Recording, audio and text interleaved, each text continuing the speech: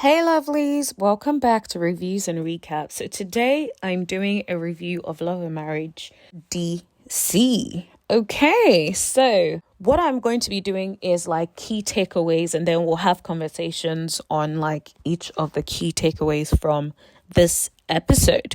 Did you guys notice that when the girls were talking, so Ashley and Irena were talking about the Samuels, they basically confirmed that they had been living separately.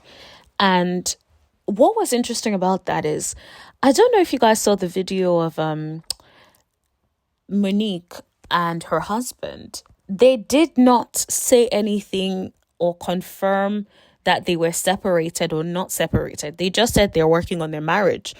So they kept the issue of the separation quite vague.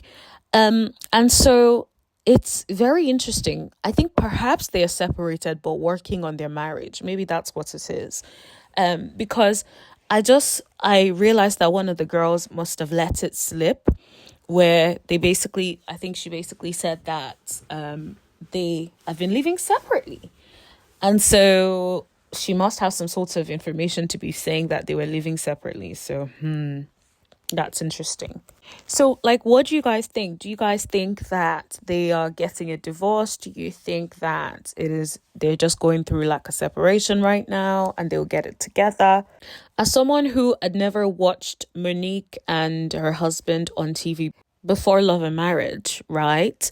As someone who had never seen them on anything before, I really just thought like their relationship was going through it, because it was like clear that the communication had broken down.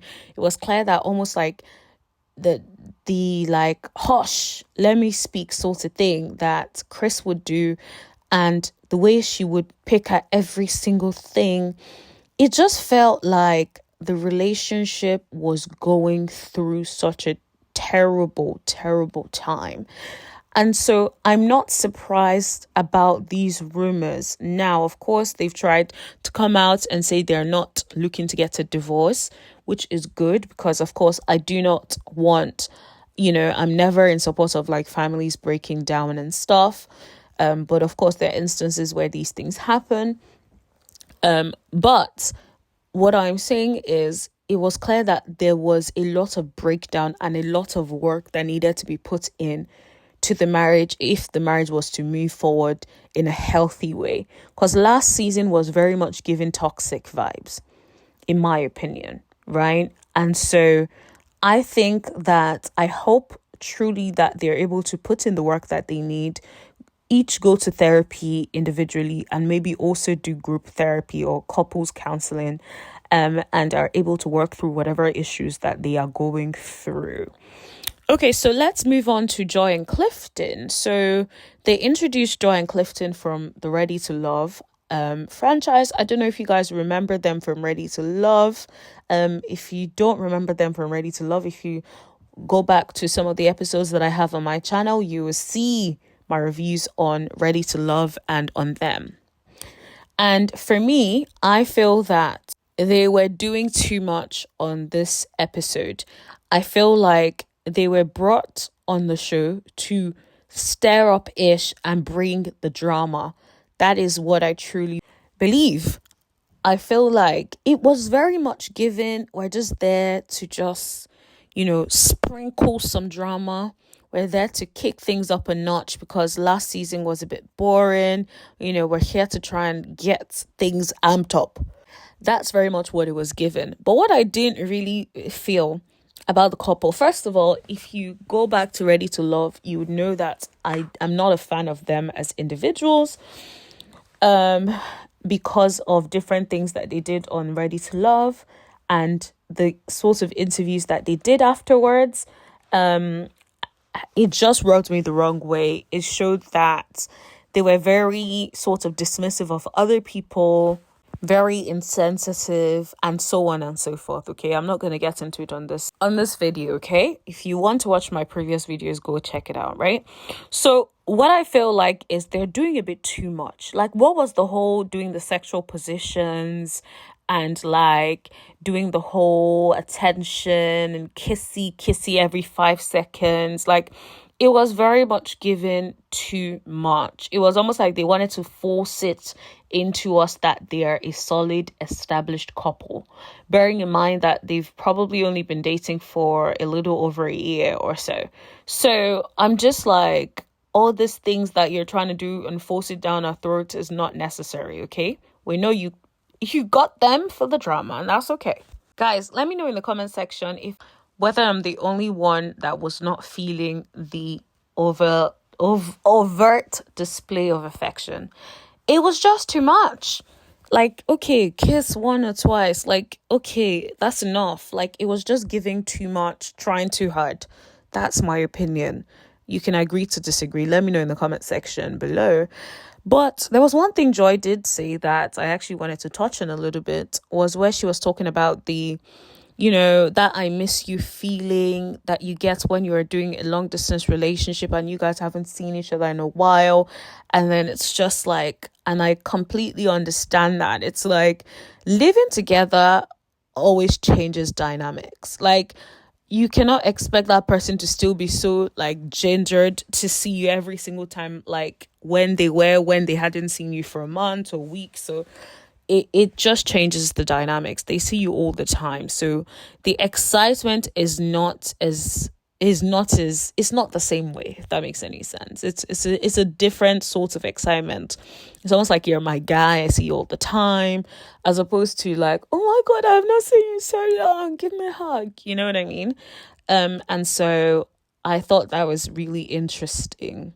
So let's move on to talk about Quicksilver and Ashley. So they were having a discussion about how Ashley cuddles their son. So their son is around 14. I think he's going to be 15 soon. And Ashley was basically complaining about having to wake up in the morning at 6 a.m. To wake him up. And I'm just like, why are you having to wake up a 14-year-old son, child, teenager, whatever? Why are you waking him up? He should be able to, because I bet he has a phone. These kids nowadays be having phones at like 10. So if he has a phone, then he can set an alarm. He can set multiple alarms to make sure that he wakes up. And if peradventure, let's say he's meant to leave the house at 7, and on this day he slept in and it was almost 7 and you realize that he wasn't awake, then yes, go wake him up and be like, get your ass up. Like, what is going on? Why are you still sleeping at this time, right? Not, oh, wake up, I'm gonna wake up at 6 to knock on your door to wake you up. No, I am not your alarm clock. You're old enough to have an alarm clock. So I completely agree with Quicksilver on this one. What do you guys think? Do you guys think that it is right for a mother to still be waking up their child? Well, I don't even want to say child because he's not a child.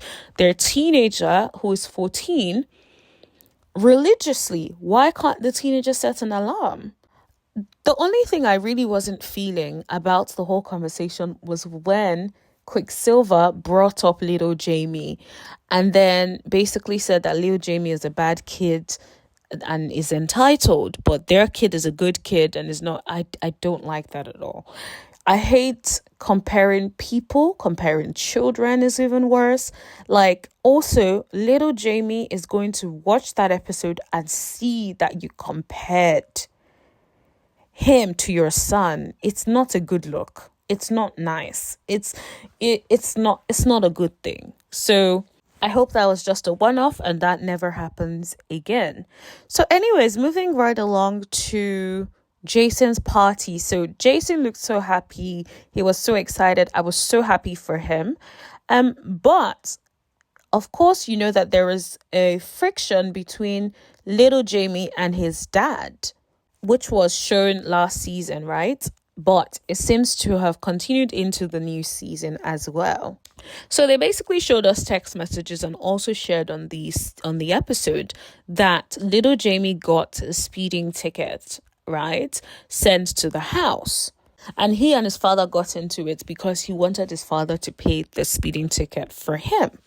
They showed us the text messages as well. If you guys haven't seen it, I would encourage you to go back on the episode and try to like screenshot it and read it for yourself, because it's actually quite insightful. But even if you haven't read it, I will explain what it says, just so it's easier for you guys if you guys don't want to go back and bother reading it. So essentially, the text message was saying about he had just paid $120 for his probation, and that could his father please help him take care of the ticket? And his father did not want to take care of the ticket. And his father was like, I don't know why you haven't gotten a job yet. Even though his father did say, even on that same episode, that there was an issue with the background check. And of course, because he caught a felony, caught sounds like he didn't do it, but because he has a felony, when the employers did the background check, of course, it came up and they did not give him the job. So knowing that, why would he then say in the text message that I don't know why you still haven't gotten a job? You know exactly why he hasn't gotten a job. It's hard for ex-cons to get a job. That is just the reality of it. Now, don't get me wrong. I'm very clear that I feel like little Jamie is very entitled.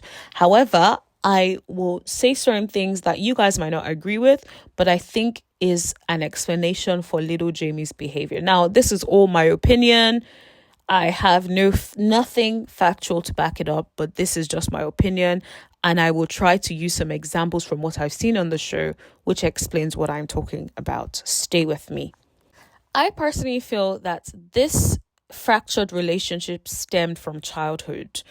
I feel like little Jamie is a sensitive kid, adult, whatever person, okay? He's a very sensitive person, has always been a sensitive person from a young age. However, when they had Jason, who is, as I understand it, is blind, right? I think that the attention stared away from him and to his brother.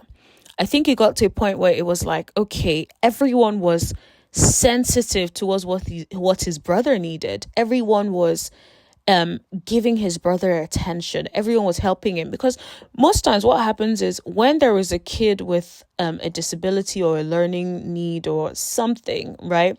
Most parents focus on that kid and then leave the other kids to their own devices, because they feel like, oh, they don't need me as much. This is the kid that really needs me. But the truth is, all your children need you, and they all need you in different capacities. And so if your focus is only on one child, especially, right, sometimes other kids may not be able to handle it. And as I said, starting from him as a person, he already is a very sensitive person from the jump. That's his personality. That's how he was born, right? However, when you then feel like you don't get the attention of your parents, some people lash out so they can get attention. So what some kids do when they're younger is they either lash out and do something crazy, aka get into a life of crime, which little Jamie did, right? Or alternatively, they pretend to be unwell, constantly unwell, so that they can have the love, the support that they feel like they do not get from their parents unless they are going through something. So I feel little Jamie got to a point where he felt that the only way he gets attention from his parents is when he does something wrong. And so he just kept doing things wrong. And until he got to the point where he then got in this whole felony situation, right? And then you can see on the show that was when his family rallied around him. They went to the lawyer with him. They were there to support him, to hold his hand whilst he was going through this trial on the case, right? Think about it. That was a time where he had the attention, the full attention of his parents, right? Okay. So now if you move it along to now, right? He's trying to get a job. The job fell through. It's no longer happening. And now he's trying to get the reality of the consequences of his actions. So now he's upset. Now he's lashing out. And he's realizing that they're not as focused on him, right? He's thinking, why is everyone not focused on me? Look at me right now. I can't get a job. The least you guys can do is help me out. right? If you guys listened when I first started, I said, yes, I agree that he's entitled, right? But I'm just explaining how sometimes certain things or the way certain people behave stems from something that's happened and continues to happen during their childhood and those formative years. And I think that is what is going on with little Jamie. Now, the other thing I want to touch on when it comes to little Jamie is the way Jamie Sr. speaks to him. Jamie Sr. is abusive. I don't care what anybody says. He's verbally abusive. The way he comes at little Jamie is very aggressive. It is very abusive. That level of rara energy is not acceptable. Look at the way he talks about Jason. Look at the way he speaks to Jason. There is not that rara energy. Look at the way he speaks to his daughter. There is not that rara energy. But the way he speaks to his son, he has that rara energy for him. And I think part of it is because he feels like you're the one even named after me. You should live up to the expectations that I have of who you should be. Like, how dare you not live up to the expectation that I have for you, right? And so I think a lot of it, that's where it really stems from, right? And so the way he comes at him is super aggressive. Like, I'll be honest, as a person, if someone was coming at me with that energy, I would not be receptive to anything that you are saying. Even if what you are saying is going to help me, I will not hear it. I will be agitated and I will most likely match that negative energy that you were giving me. And afterwards, I will go somewhere and I will almost have a breakdown. And I think that's exactly what happened, because if you noticed, after this rara with his father, he walks off and he goes into the hallway and he sits on the ground and he's clearly having a meltdown. Now, this would have been the perfect opportunity for his father to go there, calm, and be like, my son, what's going on? Talk to me. I'm your father. I love you. I support you. I know things are hard right now, but I got you. But instead, they almost got into a fight. And this is the thing. Jamie Sr. is a hothead who is unable to regulate his emotions. You're the parent. You're the older person. You should know better, right? If this approach that you've been bringing to this guy all these years is not working out, then something needs to change. That approach is not working. That is honestly what I believe. The approach is clearly not working. Why don't you do something else about it? Like you guys saw season 1. You saw how Jamie Sr. would talk to Irena all the time, beat her down, be verbally abusive towards her the whole season. We saw it. We saw when they were in that almost counseling marriage therapy thing and he was being very defensive and disrespectful. That is who he is. But the thing is, to his other children, he's managed to not show that side of him. However, to little Jason, he shows that side. That is the side that little Jason gets. And so when little Jason lashes out, he is like, look at how you are coming at me. So yes, I will not be receptive to what you're saying. Now, let me give little Jamie his ass whooping, hey? So, little Jamie, if you're listening to me, listen to Auntie, hey? You are entitled. Your father gives you $100 every week, right? Sometimes when I think the last time I got an allowance was probably maybe 14, maybe before I was even 14, right? So let's be clear, right? He's doing that for you, right? He is still helping you out, okay? So yes, if you're unable to afford the ticket, you should have come at him and said, Dad, I cannot afford the tickets right now. However, if you pay for it for me, you can avoid giving me the sum for the next 2 weeks to make up for the money for the tickets. That is what an adult who knows he has to take care of his responsibilities would do. Is you will come to some sort of agreement, and then let it be that your dad will say, oh, don't worry, son, I got it. As opposed to you making it seem like, why can't you sort it out for me? No, they ain't got to do nothing. You are legal in all countries, honey. You are an adult. If you do anything, you will be tried as an adult wherever in the world that you do go to. Okay. So you're old enough to know better, in my opinion, right? So you can't, yes, your childhood, yes, you might have grown up with an abusive parent, but that is when you should try to make changes, try to take steps, work on yourself. You have to also want better for yourself. And that's that. Now, to end this episode, I'm going to talk briefly about Joy bringing up the fact that she's speaking at a single moms event. Apparently, she got invited to speak to single moms about being ready to love. So, of course, Ashley's friend brought up that, there was a relatable element that she won't be able to get since she's not a single mom. And then Ashley also said that it's a bit weird. And, if she got invited to speak at a single mom's event, she wouldn't do it because she's not a single mom and she doesn't know what it means to be a single mom. Now, I completely understand where these women are coming from.